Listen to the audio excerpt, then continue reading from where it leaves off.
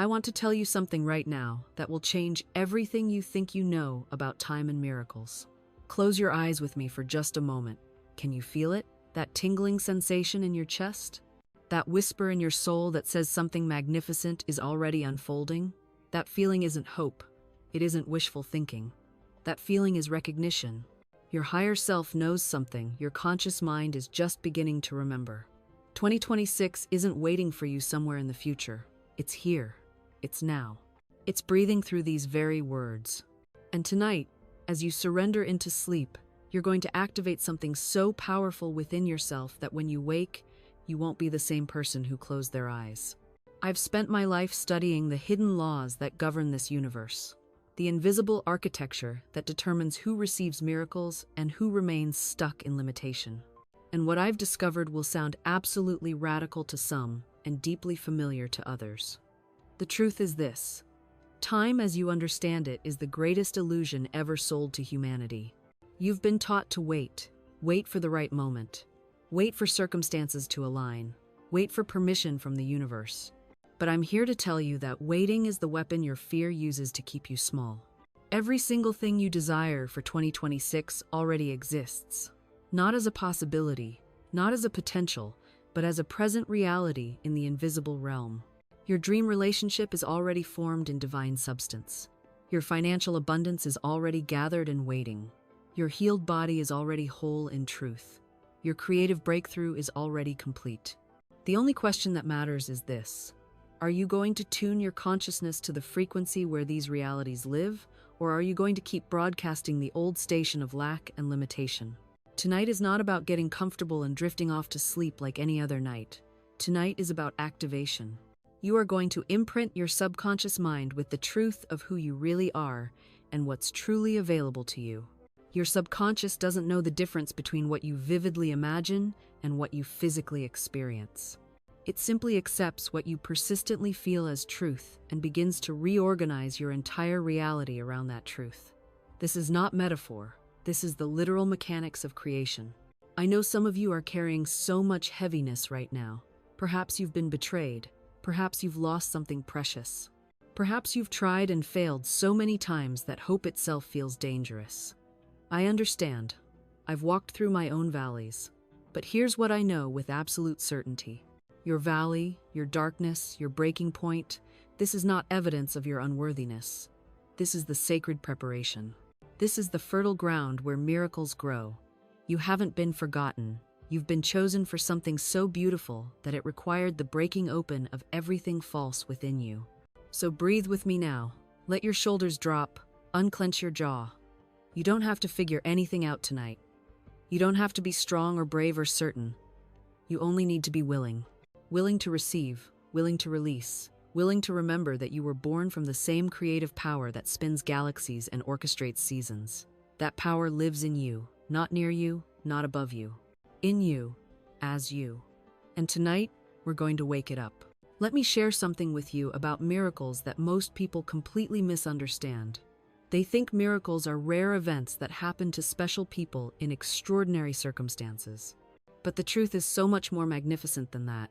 Miracles are the natural order of existence. The unnatural thing is the limitation you've been experiencing, the struggle you've normalized, the lack you've accepted as just the way things are for you.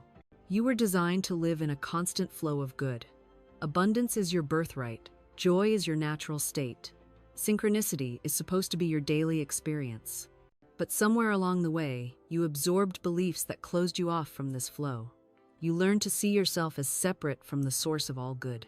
You began identifying with your circumstances instead of your divine nature. And that misidentification became your prison. But here's the beautiful truth that I want to sink deep into your awareness tonight. No matter how long you've been imprisoned by false beliefs, your liberation is only one realization away. One shift in consciousness can undo years of suffering. One new thought, truly felt and embodied, can restructure your entire life. And 2026, this year, this moment, this breath, carries a special potency for transformation. There are certain moments in time when the veil between the visible and invisible world becomes thin, when divine assistance is abundant and available, when the universe itself conspires to lift you into your next level. This is one of those moments. Not because the calendar says so, but because you've been brought to this message right now. Your higher self orchestrated this meeting between us. Nothing about you being here is random or accidental. I want you to understand something powerful about your thoughts. Every thought you think is a prayer. Every word you speak is a decree. Every feeling you hold is a magnet. You are not a passive observer of your life. You are the active creator of it. And most people are creating unconsciously, repeating the same tired thoughts, speaking the same defeated words, feeling the same familiar emotions, and then wondering why nothing ever changes. But you're different. The fact that you're here, listening to these words, means you're ready for conscious creation. You're ready to take dominion over your inner world so that your outer world can transform. And I'm going to show you exactly how to do that in a way that feels natural and doable, not forced or fake. Your subconscious mind is listening right now with rapt attention. It doesn't judge or argue, it simply receives and obeys. And for the next hour and beyond, we're going to feed it the highest truth. We're going to saturate it with images of your fulfilled desires. We're going to drench it in the feeling of your answered prayers. We're going to program it with absolute knowing that your good is already done. Some of you have been speaking defeat over your life for so long that your words have become thick walls around you. You say things like, "I never have enough money. Relationships never work out for me. I always get sick this time of year. My family has always struggled with this." And darling, every time you speak these words, you are using the most creative power in the universe to reinforce your prison. Your word is your wand. You are literally casting spells with every sentence. The question is, are you spelling out your liberation or your limitation? Tonight, we break that pattern. Tonight, you reclaim your voice as an instrument of blessing. Tonight, you learn to speak as the creator you truly are. And I promise you, when you change your words, you change your world. It's law. It's inevitable. It's already done in the realm of causes, even if you can't yet see it in the realm of effects. Now, let me tell you a story that illustrates this truth in a way that will stay with you long after this night ends. There was a woman who came to me many years ago, and I could see her life written in the tension of her shoulders. She was exhausted from trying, depleted from hoping. She'd prayed for years for her situation to change, but nothing moved. Her finances remained tight, her relationships remained painful, her health remained fragile. And she said to me with tears in her eyes, "Florence, I've done everything. I've prayed, I've visualized, I've affirmed. Why won't God help me?" And I looked at her with all the love in my heart and said something that shocked her. God is helping you every moment. The divine substance is constantly pouring toward you, but you have a blocked receiver. You're standing under a waterfall of abundance with an umbrella of fear held tightly over your head, wondering why you're still thirsty. She looked at me confused, so I explained. Every time you pray for something you desire, you're simultaneously affirming that you don't have it. Every time you visualize your wish fulfilled, you follow it immediately with worry about how it will happen or doubt that it ever will. You're giving with one hand and taking away with the other. You're planting seeds in the morning and digging them up in the afternoon to see if they've grown. Your consciousness is divided, and a divided consciousness cannot receive. This woman sat with that truth for a long moment, and then she asked the most important question she'd ever asked. So what do I do? How do I become undivided? And I told her what I'm going to tell you tonight. You stop treating your desires like distant hopes and start treating them like present facts. You stop begging the universe for what you want and start thanking it for what's already yours. You stop asking if or when and start declaring it is done. She was skeptical, as you might be right now. But she was also desperate enough to try something radically different. So we worked together to create a new inner conversation. Instead of saying, "I hope I can pay my bills," she started saying, "My supply is endless and immediate." Instead of worrying about her health, she started declaring, "I am vibrant, whole, and divinely energized." Instead of focusing on past relationship failures, she started affirming the right relationship is already established in divine mind and now manifests in perfect timing. And do you know what happened? Within 3 months, her entire life had rearranged itself.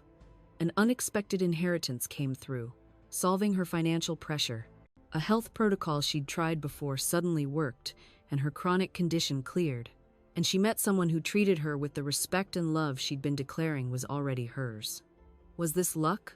Coincidence? No, darling. This was law. This was consciousness rearranging circumstances. This was the universe responding to a clear, consistent vibration. You have that same power available to you right now, not someday. Not when you're more spiritual or more worthy. Right now, this moment, as you are. Because worthiness isn't something you earn. It's something you remember. You are an individualized expression of infinite creative power. The same intelligence that designed your eyes to see and your heart to beat is available to design your finances, your relationships, your health, your entire experience. You don't have to know how. You only have to know that it is. Let me go deeper into this, because I want you to truly understand the mechanics at play here.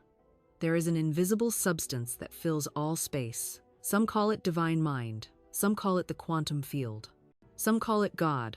The name doesn't matter. What matters is understanding that this substance is responsive. It takes the shape of your consistent thoughts and feelings. It molds itself around your dominant beliefs. It is the clay, and your consciousness is the sculptor. Right now, in this very moment, you are sculpting. Whether you're aware of it or not, you're giving shape to tomorrow's experiences with today's thoughts. Most people are unconsciously sculpting limitation. They think about what they don't have. They speak about what's wrong. They feel the emotions of lack and fear. And the divine substance faithfully reproduces those patterns in their physical reality. They look at their circumstances and say, "See, this is just how life is for me." But they don't realize they're looking at yesterday's sculpture while simultaneously creating tomorrow's. This is why nothing seems to change for most people. They're stuck in a loop. They observe their current reality, have thoughts and feelings about it, which create more of the same reality, which they observe and have more thoughts and feelings about. Round and round they go, year after year, wondering why they're still in the same place. But you're going to break that loop tonight. You're going to stop letting your current circumstances dictate your thoughts and feelings. You're going to start letting your vision of what's possible dictate your thoughts and feelings, regardless of what you see around you. This is the secret that masters throughout history have known. This is what it means to walk by faith and not by sight. This is how you become a conscious creator instead of an unconscious reactor. Now I need you to understand something crucial. This isn't about pretending your problems don't exist. This isn't about toxic positivity or spiritual bypassing. If you're in pain, acknowledge it. If you're struggling, be honest about it. But don't stop there. Don't set up camp in your struggle and make it your identity. Acknowledge where you are, but don't worship it. Instead, turn your attention to the truth that exists beyond your current experience. There is a higher reality where you are already healed, already abundant, already loved, already free. That's not fantasy. That's not delusion. That's the realm of divine ideas, and it's more real than the physical world you see with your eyes. The physical world is temporary and changeable. The spiritual world is eternal and foundational. When you align your consciousness with spiritual truth, physical circumstances must eventually conform. It's law. It cannot not happen. Think about it this way. Before a building exists physically, it exists as an idea in an architect's mind. That idea is invisible, intangible, but it's absolutely real. And it's actually more real than the building will be, because the building can be destroyed, but the idea remains. Your life works the same way. Everything in your physical experience first existed as an idea, a thought, a vision, and you have the power to change the invisible blueprint, which will then change the visible structure. 2026 is offering you a blank blueprint. Yes, you have history. Yes, you've walked through fire and emerged with scars. But here's what I need you to understand: that history does not own your future. Those scars are not chains. They are proof that you survived, that you endured, that you are still here, still breathing, still capable of more than you've allowed yourself to imagine. This is where most people stumble. They confuse acknowledgement with allegiance. They think that because something happened, because they felt a certain way, because they failed before, they must continue in that pattern. But patterns are not prisons unless you build the walls yourself.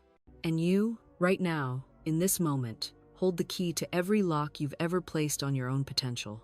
I want you to think about water for a moment. Water doesn't remember the shape of yesterday's container.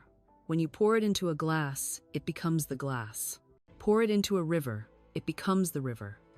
It doesn't carry the geometry of its past. It adapts, it flows, it becomes what the present moment requires. This is the nature of consciousness itself. You are not a fixed stone monument to your own history. You are water, energy, infinite possibility wearing a temporary form. 2026 is asking you a question, and that question is this: who do you want to become? Not who you think you should be based on other people's expectations. Not who you were trying to be when you were younger and didn't know yourself yet. Who do you, right now, with everything you've learned and everything you've survived, who do you genuinely want to become? Because here's what I've discovered through years of working with the invisible laws that govern our lives. The universe doesn't respond to your words. It doesn't respond to your wishes or your hopes or your desperate midnight prayers. The universe responds to your conviction. It responds to the version of yourself you embody most consistently. If you walk through your days embodying doubt, you will magnetize experiences that confirm that doubt. If you move through the world embodying possibility, you will find doors opening that you didn't even know existed. This isn't mysticism. This is mechanics. This is how consciousness works. You are always broadcasting a signal, and life is always responding to that broadcast. And here's what most people miss. You cannot broadcast abundance while feeling lack. You cannot transmit confidence while dwelling in fear. You cannot radiate prosperity while your inner dialogue is one continuous complaint about bills and limitations. I've watched people affirm prosperity for years, standing in front of mirrors, repeating words they don't believe, and wonder why nothing changes. The words themselves are not magic. The feeling behind them is the transmitter. If you say, "I am abundant," while your stomach churns with anxiety about next month's rent, you're not broadcasting abundance. You're broadcasting anxiety with a thin veneer of positive words over it. Life responds to what you actually feel, not what you pretend to feel. So how do we change the broadcast?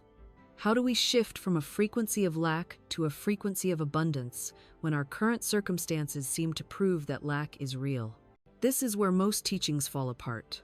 They tell you to just feel abundant without acknowledging that you're currently looking at an empty bank account. They tell you to raise your vibration as if that's as simple as flipping a light switch. But consciousness doesn't work that way. You cannot force yourself to feel something you don't feel.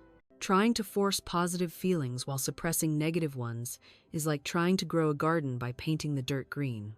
You're working with the wrong layer of reality. The shift happens through understanding, not force. When you truly grasp that your current circumstances are the echo of your past consciousness, not a declaration of your permanent reality, something relaxes in you. You stop fighting what is. You stop needing to deny your present situation in order to create a new one. I can acknowledge that my bank account shows a certain number today, while simultaneously knowing that this number is not my identity, not my worth, and not my future. It's simply feedback. It's information about where my consciousness has been, not where it's going. This is what I mean by living from the end.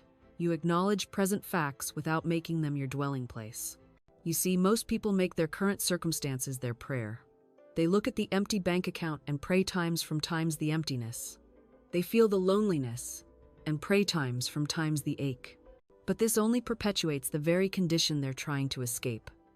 It's like standing in a dark room and describing the darkness in vivid detail, hoping somehow the description will create light. I learned to do the opposite. When the rent was due and I had no visible means, I didn't deny the bill existed. That would be foolish. But I refused to let that fact become my inner state. Instead, I would close my eyes and feel the relief, the satisfaction, the quiet joy of being provided for. I would thank the invisible supply before it became visible. I was living from the end of the story, not the middle of the problem. Here's what happens when you truly do this. Your actions change without effort. You stop the frantic grasping. You stop the desperate phone calls and the manipulative schemes. There's a calm that comes over you, and paradoxically, this calm makes you magnetic. People want to help you. Opportunities appear. Doors open that you didn't even know existed. I once knew a woman who wanted to marry, but she was consumed with loneliness and fear that she'd never find a partner. Every conversation circled back to her singleness. Every prayer was essentially, "God, I'm so alone. Please send someone." She was praying from the problem. I told her what I'm telling you. Live from the end. act as though you are already the woman who is happily partnered. How does she carry herself? What does she think about? She certainly isn't desperate or clingy. She's complete, joyful, open. The woman was skeptical but willing. She stopped talking about being single. She stopped scanning every room for potential partners. She started enjoying her life fully, making plans, decorating her home as though she already shared it with someone she loved. Within months, and I do not exaggerate, she met her husband in the most unexpected way. Was it magic? No, it was law. She changed her inner state, and her outer world rearranged itself to match. This is how the universe operates. This is the mechanics of manifestation that most people never grasp.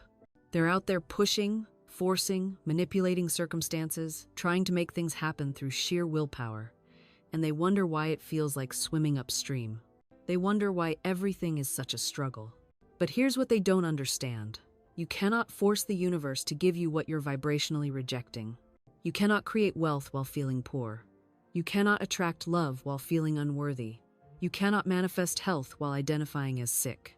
The outer world is effect. The inner world is cause, always.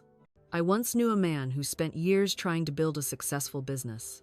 He worked 18-hour days. He networked relentlessly. He studied every strategy, implemented every tactic, and still, his business barely scraped by. One day, exhausted and desperate, he asked me, "What am I doing wrong? I'm doing everything right." I looked at him and said, "Tell me, when you think about your business, what do you feel?" He paused, then admitted, "Honestly, fear. Constant fear that it's going to fail, that I'm going to lose everything." There it was, the invisible barrier. He was working with tremendous effort on the outside while maintaining a consciousness of failure on the inside. And the universe, being the perfect mirror it is, kept reflecting that consciousness back to him. I gave him an assignment. For 30 days, I said, stop trying to make things happen. Instead, spend 15 minutes each morning in complete certainty that your business is already successful. Feel it, see it, know it as done. Then go about your day and let the universe handle the how. He was skeptical. It felt too simple, too passive, but he was desperate enough to try. Within 3 weeks, everything shifted. A former client reached out with a massive contract he'd never pursued. A competitor approached him about a partnership he'd never imagined. New customers seemed to appear from nowhere. Nothing had changed in his strategy. Everything had changed in his consciousness. And that's the secret most people miss. The universe doesn't respond to your actions, it responds to your assumptions. Let me tell you about Sarah, a woman who came to me absolutely convinced she was bad with money. Those were her exact words. Every time she received a payment, she would say, "Well, it won't last long, money just slips through my fingers." And what do you think happened? The money slipped through her fingers. Not because of some cosmic punishment, but because she had accepted that statement as her truth. I asked her a simple question. If money were a person, would it want to stay in the home of someone who constantly says it won't stick around? You see, we're speaking to the universe every moment, not just with our words, but with our beliefs, our expectations, our inner dialogue. And the universe is an impersonal force. It doesn't judge your worthiness. It simply says, your word is law in your life. If you declare yourself bad with money, the universe says, so be it. If you declare yourself surrounded by abundance, the universe says, so be it.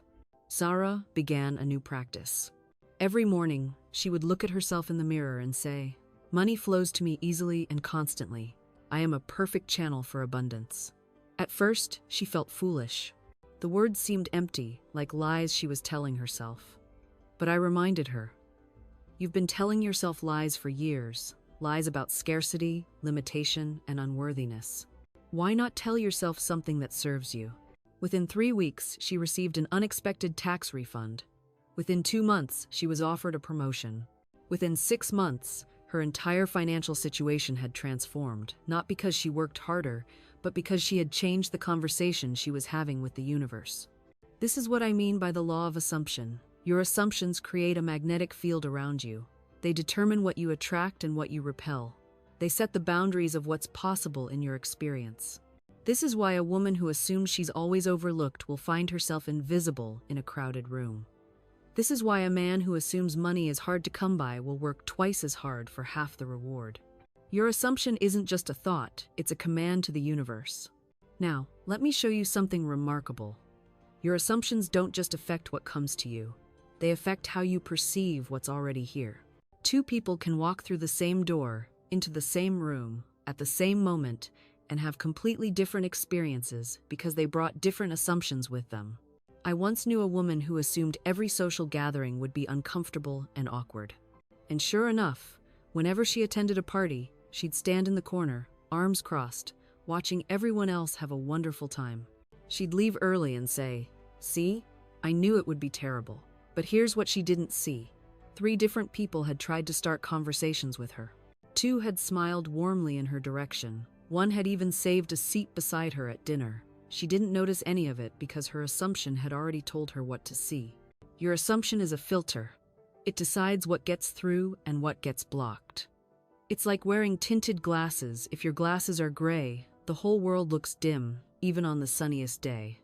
If they're rose-colored, you'll find beauty in places others miss entirely. This is not about positive thinking. This is about the architecture of your reality. Your assumptions are the blueprint. Everything else is just construction. So here's the question you must ask yourself. What am I assuming right now? About my relationships? About my work?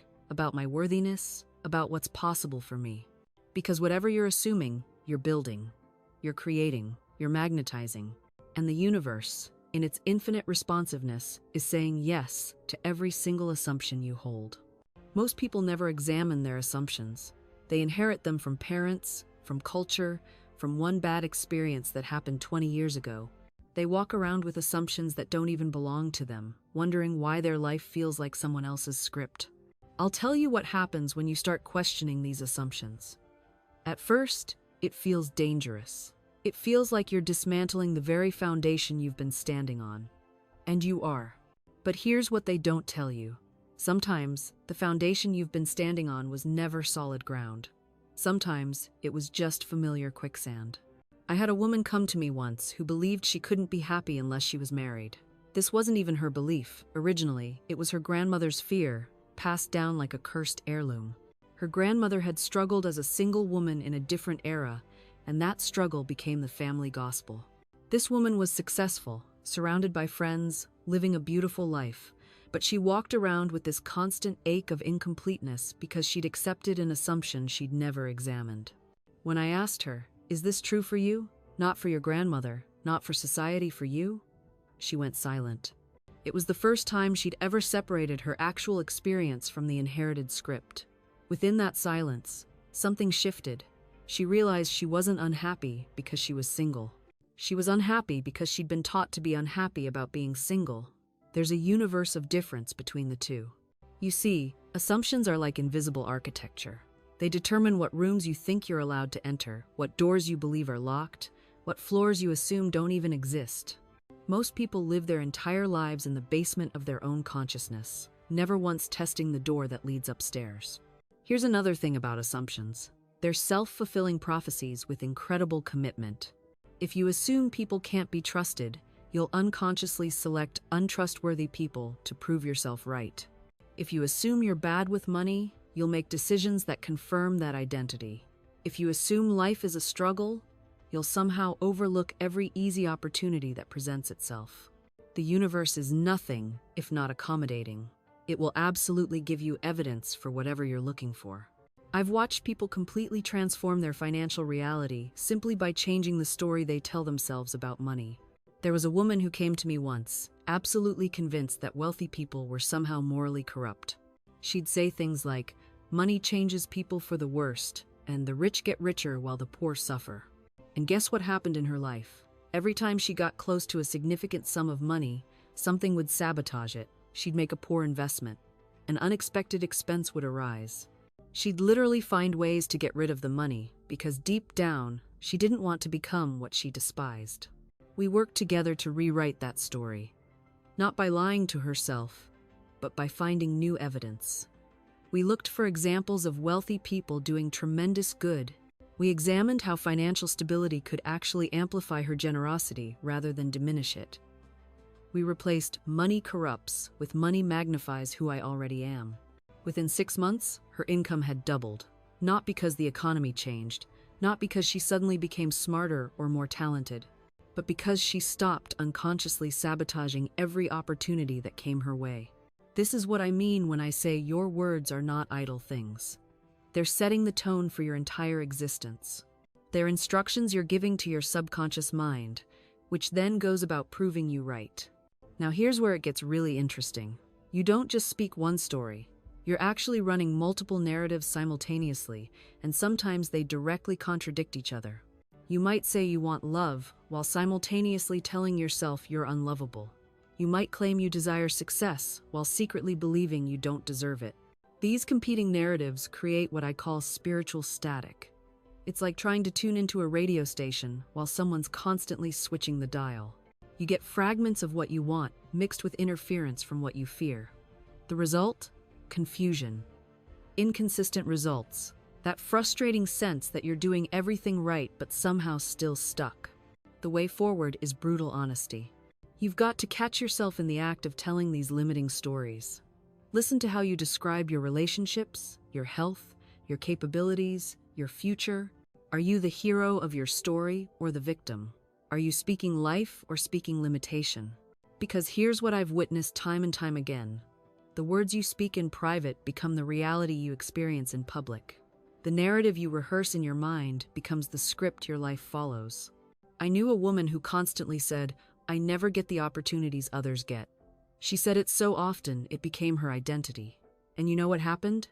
Opportunities would literally present themselves, and she wouldn't see them. Her internal narrative had made her blind to possibility. Her words had created a filter through which she viewed the world, and that filter only let through evidence of her lack.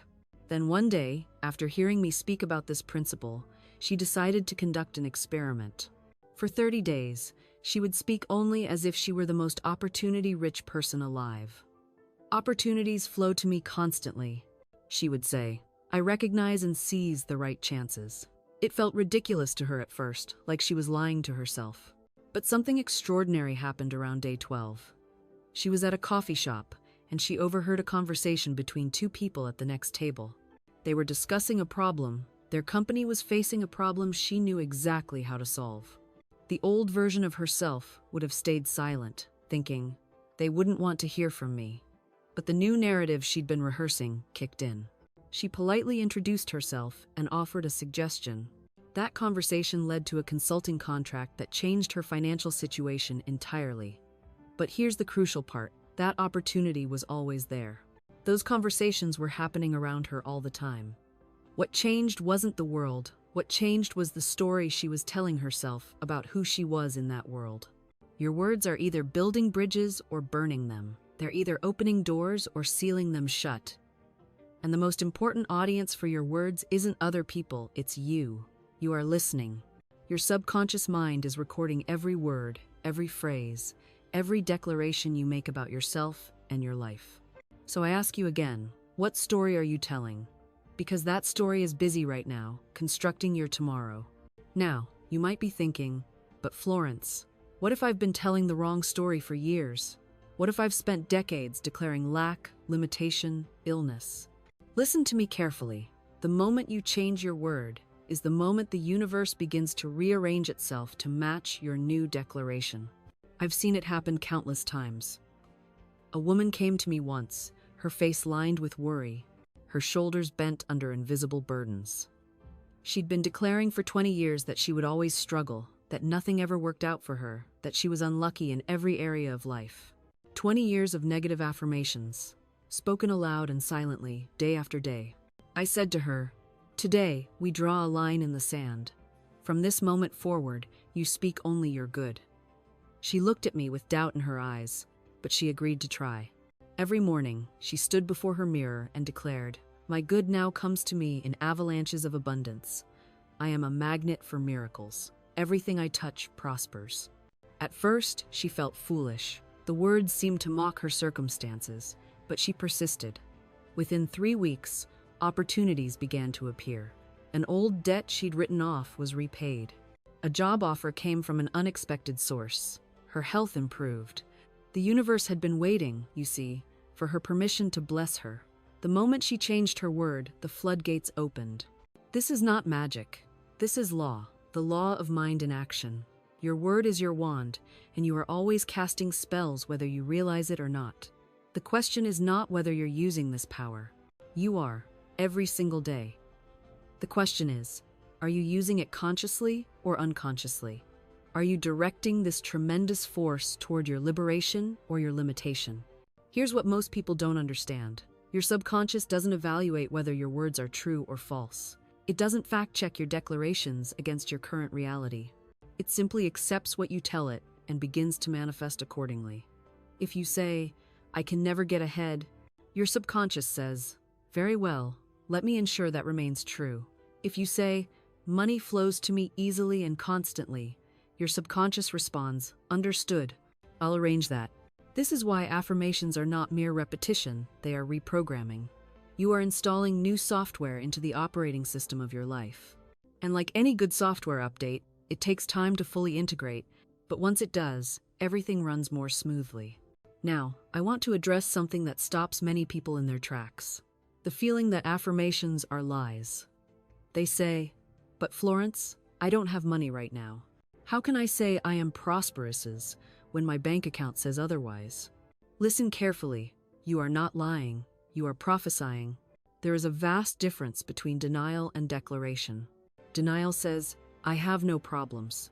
Declaration says, "I have no power that can stand against God's abundance flowing through me." Denial ignores present circumstances.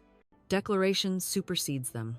When you speak your word, you are not describing what is, you are decreeing what shall be. You are calling those things that are not as though they were, and in so doing, you summon them into manifestation. This is not fantasy. This is the ancient law of creation itself. Think of the farmer who plants seeds in barren ground. Does he look at the empty soil and say, "This is pointless, there's nothing here"? No. He sees the harvest before it appears. He speaks confidently of his crop while the field is still bare. And because he maintains that vision, because he acts in accordance with the harvest he knows is coming, the harvest arrives. Your affirmations are seeds. Plant them deeply, water them with feeling, tend them with repetition. And trust that beneath the surface, in the invisible realm where all creation begins, roots are forming and life is stirring. But here's what you must guard against. Affirmations spoken with doubt are seeds planted in poisoned soil. If you say, "I am wealthy," but think immediately after, "Yeah, right, who am I kidding?" You have canceled your own order. You have planted and uprooted in the same breath. This is why feeling is so crucial. The subconscious responds not just to words, but to the emotional charge behind them. When you declare your good with conviction, with a feeling of certainty and gratitude, you activate the creative power within you. The universe, God, divine mind, whatever name you give to this infinite intelligence responds to your faith, not your fear. This is why affirmations work not because they're magic spells, but because they shift your inner conversation. When you say, "Infinite Spirit, open the way for my right work, my right place, my right prosperity," you're not begging, you're claiming. You're aligning yourself with the truth of your being. And here's what so many people miss. The feeling matters more than the words. You can recite affirmations all day long, but if underneath them you're feeling doubtful, fearful, resentful, well, that's the message your subconscious receives. That's the vibration you're sending out. It's like trying to tune into a radio station while standing in static. I remember a woman who came to me years ago, desperate for financial relief. She'd been affirming prosperity for months, she said, but nothing had changed. When I asked her to speak her affirmation aloud, she did, but her voice was flat, defeated. Her words said abundance, but her tone said hopelessness. I told her, "My dear, you're not affirming, you're complaining in disguise." We worked together to shift not just what she said, but how she felt when she said it. Instead of, "I need money," or even "money is coming to me," spoken with doubt, she began to declare, "I am a magnet for money. Prosperity flows to me easily and effortlessly." And she practiced feeling it as already true. She imagined the relief, the freedom, the joy. Within weeks, unexpected opportunities appeared. A client she'd forgotten about paid an old invoice. A friend offered her a lucrative project. Doors opened where there had been walls.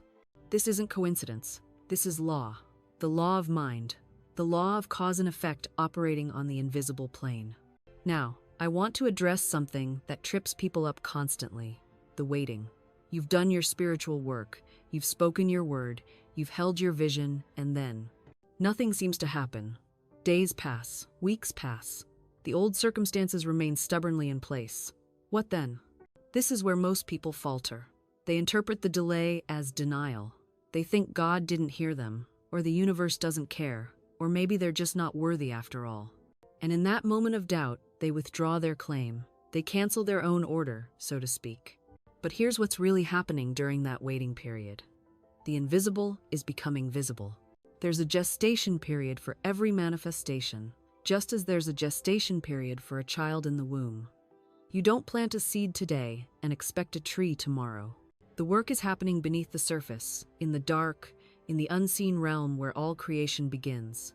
You wouldn't dig up the seed every day to check if it's growing. That would destroy the very process you're trying to nurture. Yet this is precisely what we do with our prayers and affirmations. We speak the word, we claim our good, and then 5 minutes later we're digging it up with doubt. Is it working?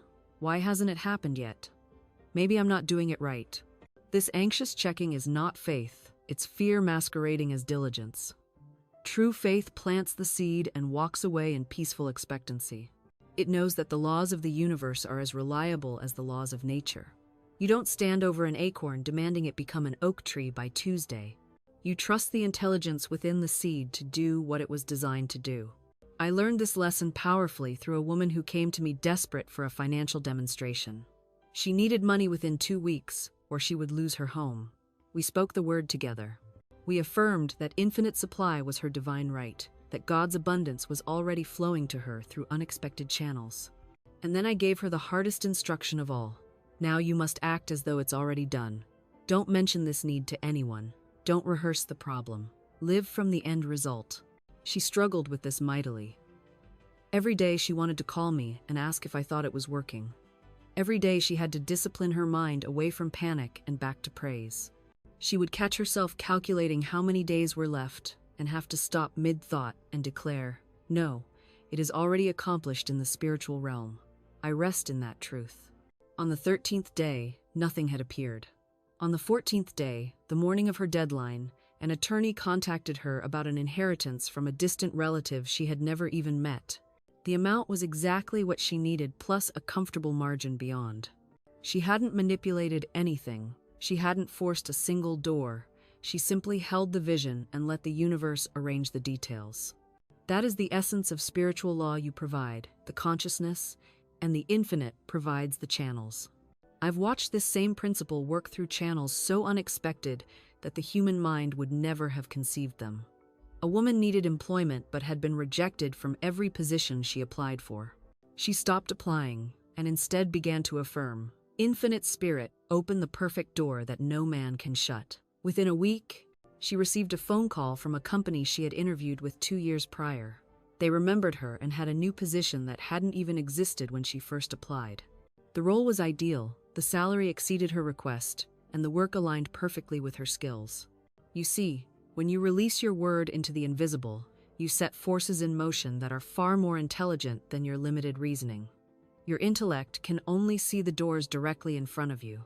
Spirit sees every door in the entire building, including ones that haven't been built yet. This is why I say, never limit the Almighty in your demands. Don't tell God how to do it, just state clearly what you require and trust the infinite intelligence to handle the how. Your demonstration may come through inheritance, gift, payment, sudden opportunity, or a path so unusual that you would have dismissed it as impossible. I knew a man who needed exactly $3,000 to save his business from bankruptcy. He had 2 days. Every logical avenue had closed. He affirmed his supply with absolute conviction, then released it completely. The next morning, he found an old coat he hadn't worn in years. In the pocket was a winning lottery ticket he had purchased and forgotten about. The prize? $3,000 exactly. Some would call this coincidence. I call it divine order, responding to a consciousness prepared to receive. The universe is not random, it is responsive. It mirrors back to you the nature of your habitual thinking and believing. This is why I'm so insistent about vigilance over your mental atmosphere. You cannot afford to be careless with your consciousness. Every word you speak, every image you entertain, every belief you harbor, these are not idle mental activities. They are creative forces. They are setting into motion the very circumstances you will meet tomorrow. I've watched people sabotage the most wonderful opportunities because they couldn't maintain their vision long enough for it to materialize. They would speak their word, affirm their good, perhaps even see signs of its approach, and then fear would whisper, "But what if it doesn't work?" And in that moment of doubt, they would reverse the entire current of causation. This is not punishment from an angry universe. This is simply law. If you plant corn, you cannot expect wheat. If you plant faith one moment and fear the next, you create confusion in the creative medium. You send mixed signals, and the universe, always obedient, must wait for a clear command. Your consistency determines your results, not your occasional affirmations, not your Sunday prayers. Your habitual, persistent, unshakable alignment with what you claim to desire. I knew a woman who wanted desperately to marry, yet every conversation she had was filled with complaints about men. "They're all unreliable," she would say. "You can't trust any of them." She would attend my talks, affirm that her perfect partner was coming, then spend her afternoons with friends rehearsing every relationship disappointment she'd ever witnessed. She was working against herself at every turn. I finally said to her, "You are building a wall with your words and then praying for a door. You must stop. Speak only what you wish to see manifested. If you cannot say something constructive about relationships, say nothing at all." It took discipline, but she began to monitor her speech. She stopped participating in negative conversations. She blessed every happy couple she saw. She affirmed, "I see love everywhere, and love sees me." Within months, she met a man who exceeded every hope she'd secretly held but been afraid to voice. This is the divine order of things. When you align your inner world with what you seek, the outer world has no choice but to rearrange itself to match. It's not magic, it's metaphysical law, as reliable as gravity. But here's what most people miss. The work isn't in getting what you want. The work is in becoming the person who already has it. There's a vibration to having, and there's a different vibration to wanting. Wanting pushes things away. Having draws them near. I've seen this play out in every area of life. A woman came to me once, desperate for financial security. She'd been raised in poverty, and even though she'd worked herself into a comfortable position, she couldn't shake the terror that it would all disappear. Every paycheck, she'd panic. Every expense, she'd calculate with white knuckles. "I can't afford to relax," she told me. "The moment I stop worrying about money, it'll vanish." I asked her, "Do you truly believe you live in a universe that cruel? That the only thing standing between you and ruin is your constant anxiety?" She paused. The question had never occurred to her. "Your fear isn't protecting you," I explained. "It's instructing the universe to send you more things to fear. You're praying for poverty every time you panic. You're affirming lack with every worried thought." We changed her inner conversation immediately. Instead of, "I can't afford this," she began saying, "I am bountifully supplied." Instead of checking her bank balance with dread, she'd look at it and say, "Thank you for this abundant provision and for all that's coming." She started treating money that came to her, whether a paycheck or a found quarter, as proof of an inexhaustible supply. The shift wasn't instant, but it was inevitable. Unexpected checks arrived. A side opportunity materialized. Her salary increased without her asking. But more than the money itself, her relationship with it transformed. She moved from scarcity to sovereignty. This is what I mean by preparation of the soul. You cannot clutch and receive at the same time. Your hands must be open. Your heart must be spacious. You must trust that what is yours will find you, and what isn't was never meant to be held. This is the spiritual law of vacuum. You cannot receive what you're unwilling to release. I've watched people suffocate their own blessings. They cling to the old job that drains them, terrified to step into uncertainty, and wonder why the better opportunity never materializes. They hold on to relationships that have run their course, afraid of loneliness, and the universe cannot deliver the love that's meant for them because there's simply no room. You see, the spiritual realm operates on exact principles. It's not sentimental. It's not going to squeeze your good into an already crowded life. It waits for you to make space, to demonstrate through action, not just words, that you're ready. I knew a woman who wanted to be a writer. She talked about it endlessly. She bought journals, attended workshops, spoke of her future book with passionate conviction. But her apartment was filled with chaos, piles of magazines she'd never read, clothes she'd never wear, furniture from a life she'd outgrown. Every surface was cluttered, every closet was stuffed. And that book? It never came. The words wouldn't flow because energetically there was nowhere for them to land. One day, after a particularly difficult season, she made a decision. She spent 3 weeks releasing, donating, discarding, clearing. She created physical space. And something miraculous happened. The moment her environment opened up, so did her creative channels. Within months, she'd written more than she had in the previous 5 years. This isn't coincidence. This is law. When you release, you send a clear signal to the universe. I am ready. I trust. I am making room for what's next. And the universe responds to that frequency immediately. It must. It's compelled by its own nature to fill a vacuum. But here's what most people miss. The release must be genuine. You cannot trick the spiritual realm.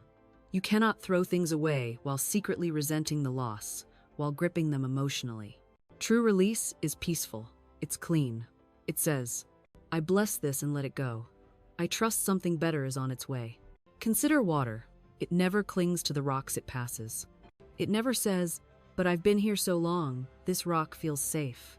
It flows forward, trusting the river, trusting the path, trusting the ocean that awaits. And because it flows freely, it stays fresh, it stays alive. You are meant to flow the same way.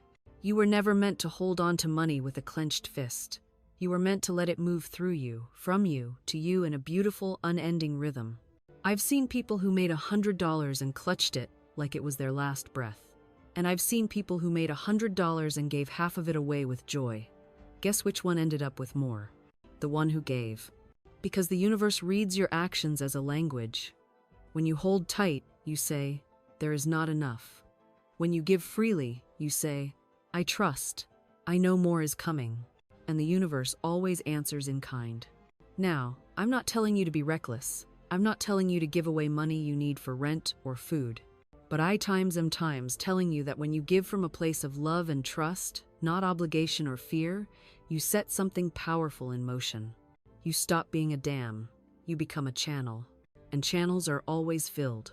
I once knew a woman who tithed faithfully, no matter what. Even when she didn't know where the next month's bills would come from. She said to me, Florence, I give because I believe God is my supply, not my paycheck. And do you know what happened? Every single time she gave, something came back. Not always money. Sometimes it was an opportunity. Sometimes a gift. Sometimes a door opened that had been closed for years. She never went without. Not once. Because she understood the law. Asterisk. What you give, you receive. Asterisk. But here's the part most people miss: you can't give in order to get. That's manipulation, not circulation. You give because it feels right. You give because it's an expression of your faith. You give because you know, deep in your bones, that you are connected to an infinite source. When you give that way, you don't keep score. You don't check your bank account the next day expecting a miracle deposit. You just live. You just flow. And the money flows too. Think of it this way. Every dollar you spend or give is a seed. If you plant it with resentment, with fear, with the belief that you'll never have enough, what do you think will grow? More lack, more fear, more resentment. But if you plant it with gratitude, with joy, with the certainty that there's always more where that came from, you plant abundance. And abundance always multiplies. Now, I've seen people hoard. I've seen people grip their money so tight their knuckles go white. They say they're being careful. They say they're being responsible. But what they're really saying is, asterisk, I don't trust life to provide for me again, asterisk. And you know what happens? Life agrees with them. Because the universe always says yes to what you truly believe. If you believe there's scarcity, you'll find scarcity. If you believe you must cling and control, you'll spend your whole life exhausted from the effort of holding on. But the person who gives freely, who tips generously, who helps without counting the cost, who shares their gifts without demanding immediate return, that person operates from a different law entirely. They operate from the law of circulation. and circulation is the very heartbeat of prosperity. Think of a river. A healthy river flows. It gives constantly. It nourishes the land, sustains life, moves forward with power and grace. But a river that stops flowing becomes stagnant. It becomes a swamp, dead water. Your prosperity is meant to flow like that river. In and out, receiving and giving, inhaling and exhaling. The moment you try to dam it up, the moment you stop the flow out of fear, you cut yourself off from the flow coming in. I once knew a woman who came to me in desperation. She had money in the bank, not much, but enough for several months. Yet she was paralyzed with terror. She couldn't spend a penny without anxiety. She rationed everything. She denied herself every small pleasure. She was living like a pauper while her bank account sat untouched. I asked her a simple question. What are you saving it for? She looked at me, startled. For emergencies, for security, for when things get worse. So you're planning for things to get worse? I said. You're rehearsing disaster in your mind every single day and then wondering why you feel so afraid. She had never thought of it that way. She believed she was being prudent, but she was actually practicing poverty consciousness with every fearful thought. She looked at me, stunned. But what should I do instead? She asked. Practice prosperity, I told her. Start seeing yourself as already provided for. When a fearful thought comes, replace it immediately with a statement of abundance. Within 3 months, she had not only found work, but had been offered 2 positions simultaneously. She told me later that the shift happened the moment she stopped preparing for disaster and started expecting good. This is the power of our habitual thought patterns. Whatever we practice in consciousness becomes our reality. I knew a man who was always saying, "I never have any luck." And indeed, luck seemed to avoid him entirely. One day I said to him, "Of course you have no luck. You've just declared it. Your words are your wands. You're casting spells against yourself." He laughed at first, but then he agreed to try an experiment. For 30 days, he would say instead, "I am extraordinarily lucky. Good fortune follows me everywhere." He felt foolish saying it at first, but he persisted. And before the month was out, he had received an unexpected inheritance from a distant relative he had barely known. "I can't believe my luck," he exclaimed. "Now you're getting it," I said. "Your luck changed when your words changed." You see, the universe doesn't argue with you. It simply says yes to whatever you're declaring. If you say life is hard, life says, yes, it is. If you say life is good, life says, yes, it is. You are the architect of your experience through the words you speak and the thoughts you think habitually. Most people do not realize they are under a spell of their own making. They walk around saying, "I can't afford that. I'm so tired. Nothing ever works out for me. I always get sick in winter." And then they wonder why life reflects these declarations back to them. Break the spell. Begin speaking a new language, the language of faith, of abundance, of divine supply.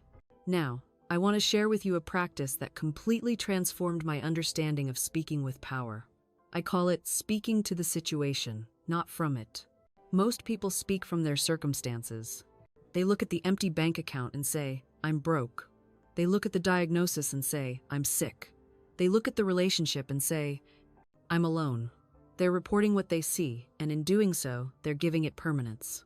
But the master speaks to the situation, not from it. You don't deny what appears to be true, but you don't give it authority over what is divinely true. I worked with a woman whose business was failing. Every conversation was about how bad things were, how customers weren't coming, how the economy was against her. She was speaking from her situation, broadcasting failure, sealing her fate with every complaint. I said to her, "Stop describing the problem and start declaring the solution. Speak to your business as if it were a garden that needs different seeds." She began to say, "Divine ideas come to me. The right customers are drawn to my business. Infinite intelligence guides every decision I make. Prosperity is my divine inheritance, and I claim it now." Within 3 months, everything shifted. Not because the economy changed, but because she stopped watering the weeds with her words and started planting new seeds. This is what it means to have dominion. You don't control circumstances through force, you transform them through the higher law of your spoken word aligned with truth. Jesus demonstrated this perfectly. He didn't say to the fig tree, "You look pretty barren." He spoke to it, "No fruit shall grow on thee henceforward forever." He didn't discuss the storm with the disciples. He spoke to the storm. Peace, be still. He addressed the situation with authority, and the situation had no choice but to obey. You have this same authority. Every word you speak is either building your kingdom or tearing it down. Most people don't realize they're in a conversation with the universe every single day. And the universe is listening to every word. It's not judging you, it's obeying you. When you say, I can't afford that, the universe says, you're right. When you say, nothing ever works out for me, the universe says, consider it done. When you say, I'm always struggling, the universe arranges circumstances to prove you correct. You think you're just venting, just expressing how you feel. But you're actually giving orders. This is why complaining is so dangerous. It's not just negative, it's creative. Every complaint is a decree. Every time you rehearse your problems out loud, you're commissioning more of the same. You're directing the universe to produce additional evidence of your struggle. I've watched people talk themselves into poverty, into sickness, into loneliness, and they had no idea they were doing it. They thought they were just being honest. But honesty without wisdom is destruction. There was a woman who came to me once, overwhelmed with debt. Every time we met, she would list her bills, name by name, amount by amount. She knew them all by heart. She could tell you to the penny what she owed. And I finally said to her, you've memorized your debts. You visit them every day like old friends. Why don't you memorize your supply instead? Why don't you become as familiar with your abundance as you are with your lack? She looked at me like I'd suggested something impossible. But I gave her a new assignment. Stop naming your debts. Start naming your blessings. Get just as detailed with what's working as you've been with what's failing. Within 3 months, unexpected money came from 5 different directions.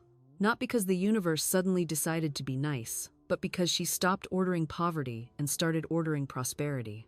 She changed the conversation. Now, I want to address something that trips people up constantly: the gap between the order and the delivery. You place your order with the universe, you start speaking differently, you're doing the work, and then nothing happens. Days pass, weeks pass, and you panic. You think, see, I knew it wouldn't work. I knew I was fooling myself. And in that moment of panic, you cancel your order.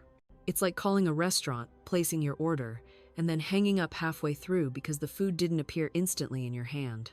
Then you call back and complain that the restaurant doesn't work. The universe heard you the first time. But doubt is a cancellation slip. Every time you say, but what if it doesn't happen, you're calling back to cancel. Every time you check your bank account with anxiety rather than expectancy, you're revising your order back to poverty. Every time you tell someone, I'm trying to manifest but nothing's working, you just voided the whole transaction. The waiting period isn't proof that it's not working. The waiting period is where your faith is being tested not by some cruel cosmic judge, but by your own subconscious patterns fighting for survival. Your old story doesn't want to die. It will throw everything at you to get you to speak the old words again, think the old thoughts, return to the familiar suffering. This is why persistence in your new speech is everything. I knew a man who'd been unemployed for over a year. He started speaking his new truth. My perfect work manifests now. I am guided to the right position. He said it every morning. He said it every night. 3 weeks in, he got a rejection from a job he really wanted. His instinct was to collapse back into, I'll never find anything. I'm unhireable. Instead, he caught himself. He said out loud, that wasn't my perfect work. My perfect work manifests now. 2 days later, a former colleague called him out of the blue about a position he didn't even know existed. Better pay, better conditions, better fit than anything he'd applied for. The rejection wasn't proof of failure, it was redirection. But only because he didn't cancel his order with his words. Here's what I need you to understand. The universe is always saying yes, always. It's saying yes to whatever you're consistently speaking and believing. If you're speaking lack, it says yes to lack. If you're speaking prosperity, it says yes to prosperity. And here's what most people miss. The subconscious doesn't argue with you. It doesn't say, well, that's not realistic, or that's too big for you. It simply accepts. It's neutral. It's like soil, it doesn't judge the seed you plant. Plant thorns, you get thorns. Plant roses, you get roses. So, when you declare something with faith, When you speak your word with conviction, the subconscious goes to work immediately. It begins to arrange circumstances, attract opportunities, align you with the very thing you've declared, not because you've earned it through struggle, but because you've accepted it through faith. I've seen this happen over and over again. A woman comes to me drowning in debt, speaking constantly about how broke she is, how bills keep piling up, how she'll never get ahead. And I tell her, stop watering that weed. Stop feeding that story. You're giving it all your energy, all your creative power. Instead, I have her begin to declare, I am a channel for infinite abundance. Money flows to me easily and constantly. I am open and receptive to unexpected income. At first, she feels ridiculous saying it. It feels like lying. But I remind her you've been lying the other way for years, telling yourself you're poor when the truth is, you're connected to an infinite source. Within weeks, things begin to shift. Not because she worked harder, but because she changed the instruction she was giving to her subconscious mind. An unexpected check arrives. A new opportunity presents itself. Someone repays an old debt she'd forgotten about. The universe begins to rearrange itself according to her new word. This is the power of working with the law instead of against it. Most people are working against it all day long, speaking defeat, expecting failure, affirming limitation. And then they wonder why life feels so hard. But when you align your words with truth, with the reality that you are one with infinite substance, that divine intelligence is guiding you, that everything you need is already provided, everything changes. Not someday. Now. The moment you shift your word, the creative process begins. Let me tell you about a woman who came to me absolutely convinced she was too old to start over. 57 years old, she said, and her life had fallen apart. Her marriage had ended. Her savings were depleted. And she kept repeating this death sentence. It's too late for me. I'm too old. My time has passed. I stopped her right there. Your time has passed? I said. According to whom? Who made that rule? Show me the cosmic law that says you expire at 57. She couldn't, of course, because it doesn't exist. What does exist is the hypnotic spell we cast over ourselves with these limiting pronouncements. Every time she said, I'm too old, she was instructing the universe to show her evidence of her obsolescence. And the universe, being the perfect servant, complied. Doors closed. Opportunities vanished.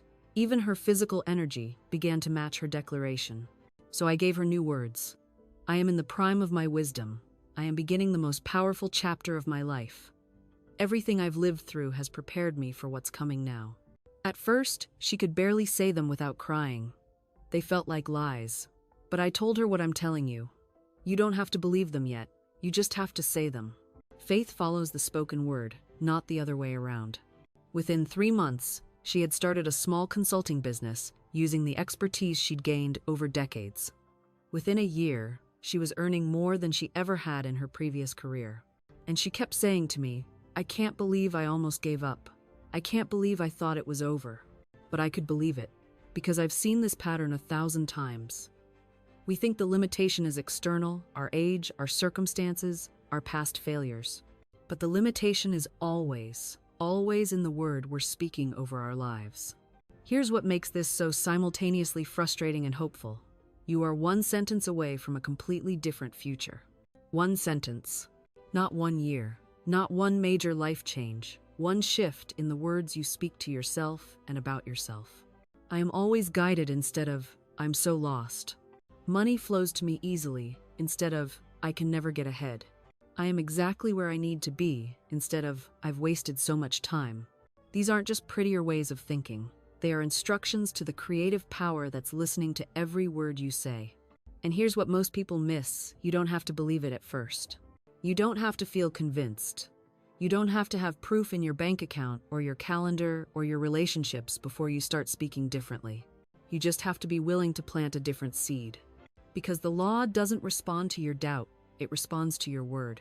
I've watched people completely transform their lives, not because they had a sudden burst of confidence, but because they got stubborn about the words they were willing to repeat. One woman came to me drowning in debt, convinced she was cursed with poverty. I didn't try to talk her out of her fear. I just gave her 1 sentence to say every morning and every night. My supply is endless, and it comes from God. She didn't believe it. She told me so, but she said it anyway. Within 2 months, An old friend offered her a business partnership. Within 6 months, she had paid off half her debt. Within a year, she was living in a way she hadn't dared to imagine. Did the universe suddenly decide to bless her? No. She stopped instructing it to withhold. She stopped declaring lack. She started speaking supply. And supply answered. This is the part where people get tripped up. They think the work is in the feeling. They think they have to generate some elevated emotion or fake it till they make it. But the work is simply in the word. The feeling follows the word. The manifestation follows the word. You are not trying to convince yourself. You are giving orders to the infinite creative mind that takes every word as law. So when you say, I am always supported, you're not lying to yourself. You're legislating your experience. When you say, everything is working out for my highest good, you're not being naive. You're being precise. You're not hoping. You're not wishing. You're not begging. You're decreeing. And when you decree, you're speaking from the throne room of your own divine authority. You're saying, this is done. This is already mine. I see it. I claim it. I accept it now. No wobbling. No second guessing. No maybe tomorrow. You plant your flag in the invisible, and you don't move it. This is where most people lose the game. They speak the word, and then they turn around and speak another word. They declare abundance, then complain about bills. They claim health, then gossip about their symptoms. They affirm love, then rehearse every wrong that's been done to them. Your word is your wand, but you keep waving it in opposite directions. Stop canceling your own orders. You wouldn't place an order at a restaurant, then run into the kitchen and snatch it back, would you? You wouldn't plant a seed, dig it up every morning to see if it's growing, and then replant it somewhere else. But that's exactly what you do with your spoken word when you contradict yourself. The universe doesn't punish you for this, it just gets confused. It says, well, which command do you actually want me to follow? So it waits. It watches. It listens for the command you repeat most often, with the most feeling, with the most conviction. And that's the one it obeys. If you spend 5 minutes affirming prosperity and 5 hours worrying about money, guess which instruction you just gave? If you declare perfect health once and complain about your body 20 times a day, which message do you think is being received? Your word is only as powerful as your consistency. This doesn't mean you have to be perfect. It means you have to be vigilant. It means you catch yourself when you're about to speak against your good. You pause, you pivot, you return to your decree. No, that's not my word. My word is this. And you say it again, and again, and again. Not from force, not from fear, but from knowing. Because every time you speak your word, you're watering that seed. You're feeding that vision. You're strengthening that bridge between the invisible and the visible. And one day, maybe suddenly, maybe gradually, you'll look up and see it standing right in front of you. The thing you claimed, the life you decreed. And you won't be surprised. Because deep down, you knew it all along. You see, there's something I must tell you about the nature of knowing. Real knowing, the kind that sits in your bones before your mind ever catches up. I've watched people spend years running from what they already know. They'll consult everyone, friends, family, strangers on the street, asking for advice they won't take, seeking permission they don't need. And all the while, there's this quiet voice inside saying, I already know what I must do. Why do we do this? Why do we doubt the wisdom that lives within us? Because we've been trained to distrust ourselves. We've been taught that truth comes from outside, from books, from experts, from anyone but the still, small voice within. But I'm here to tell you, that voice is God speaking. That knowing is divine intelligence, and it knows your way better than any earthly counselor ever could. I remember a woman who came to me once, wringing her hands, asking what she should do about her business partner. She listed all the warning signs, the dishonesty, the manipulation, the constant drain on her peace of mind. And when she finished, I asked her simply, what do you know you must do? Her face changed immediately. I know I must end the partnership, she said. I've known for months. Then why are you here? I asked gently. Because I wanted you to tell me I was wrong, she admitted. I wanted you to give me some spiritual technique that would fix him, fix the situation, fix everything without me having to do the hard thing. There it is, the heart of the matter. We seek counsel not for wisdom, but for permission to avoid what we already know. But the universe doesn't work that way. Your knowing is your marching orders. When you know, you must act. To know and not act is to create a terrible conflict within yourself, a war between truth and fear, between your higher self and your resistance. And that war will exhaust you faster than any external battle ever could. Here's what I've learned.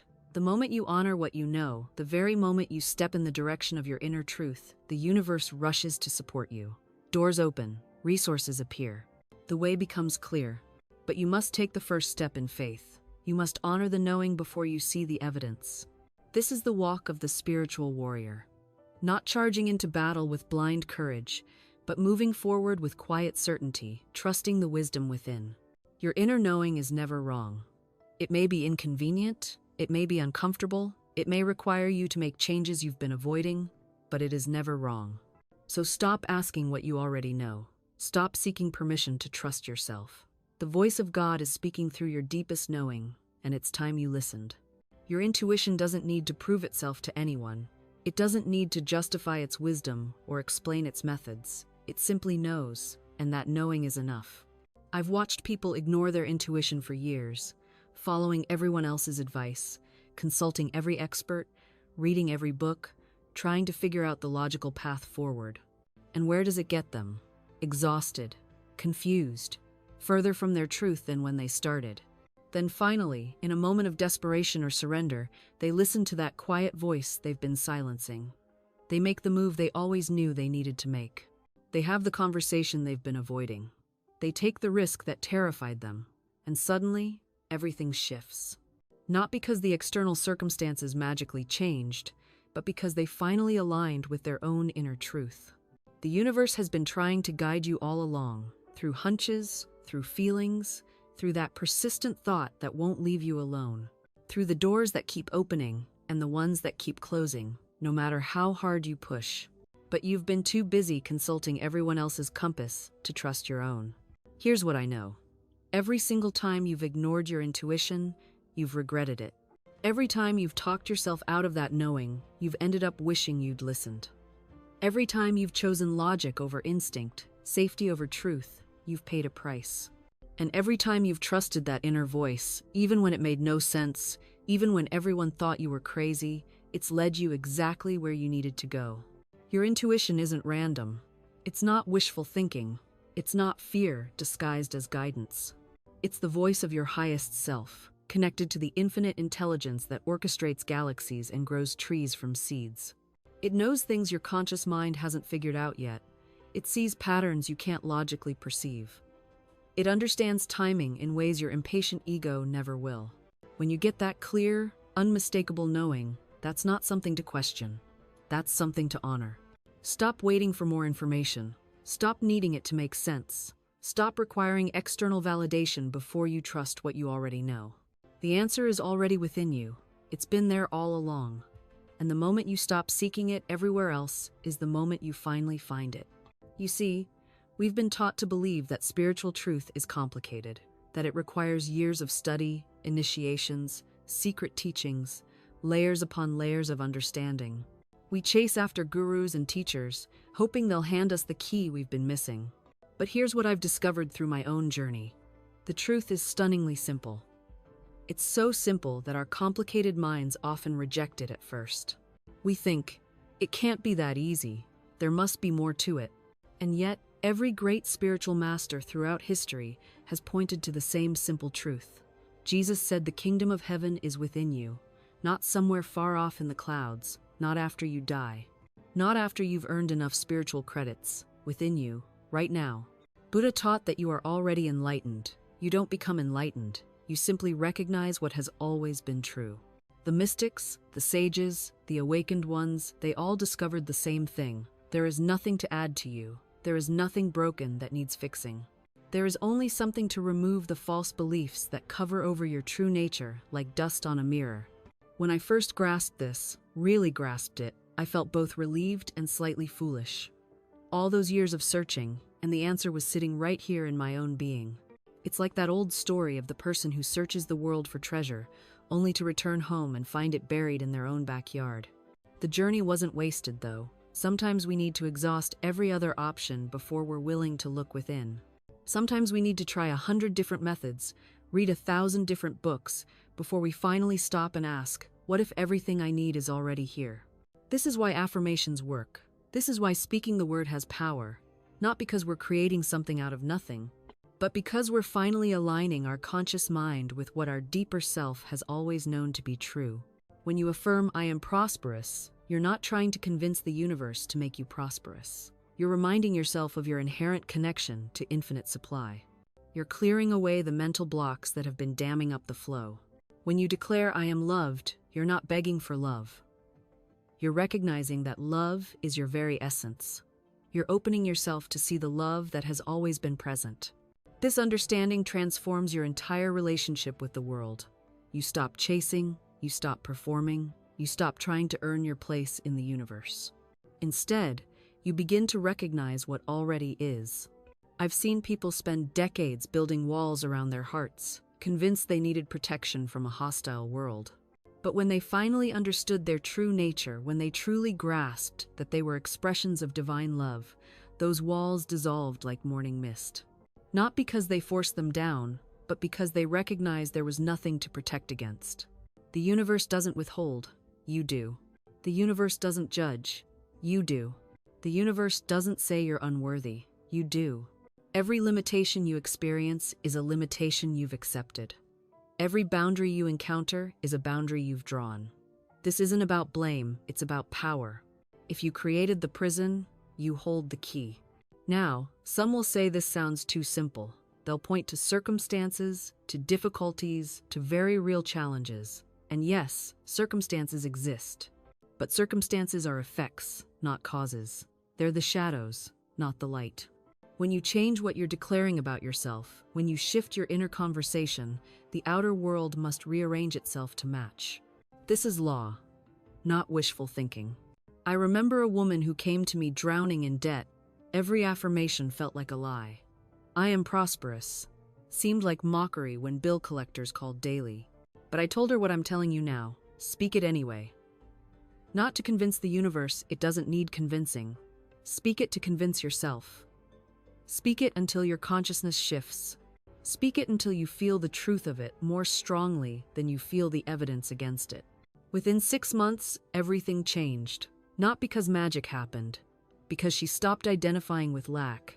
She stopped rehearsing poverty. She stopped giving power to the appearance of limitation. And when her consciousness changed, opportunities appeared that had been invisible before. Your declarations aren't creating reality from nothing. They're aligning you with reality as it already exists in its highest form. This is why I always say, living in the consciousness of abundance is not wishful thinking. It's spiritual law in action.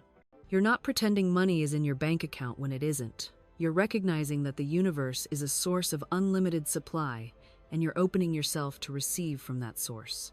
There's a profound difference between denial and declaration. Denial says, I'm not really broke because I'm pretending I'm rich. Declaration says, I may have only pennies today, but I stand in the awareness that infinite supply flows through me, and I make myself available to receive. The woman who lived in lack consciousness could have $1 million deposited into her account tomorrow, and within months, she'd find a way to return to poverty. The woman who lives in abundance consciousness could lose everything today and rebuild it all because her wealth isn't in her circumstances, it's in her consciousness. I've watched this principle work in my own life countless times. When I've held firmly to the truth of divine supply, even when appearances screamed otherwise, the universe has always made a way where there seemed to be no way. The job offer that came out of nowhere, the unexpected refund, the debt forgiven, the opportunity that opened just when I needed it most. These weren't coincidences. They were the outpicturing of consciousness. And here's what I want you to understand as we close. You don't need to have perfect faith to begin. You don't need to believe with absolute certainty. You simply need to be willing to try. Start with one declaration, one affirmation, one moment of choosing a different thought. Say it, even if you don't believe it yet. Say it, especially if you don't believe it yet. I am a magnet for financial miracles. Infinite supply flows to me now. I release all fear of lack and embrace divine abundance. Your subconscious mind doesn't argue. It simply accepts what you persistently declare and begins to align your life accordingly. This is the game. This is how you win. Not by working harder, though inspired action has its place. Not by worrying more intensely about money, though that's what most people do. You win by changing the conversation in your mind. By speaking to yourself the way infinite intelligence speaks to you, with love, with abundance, with absolute assurance that you are provided for.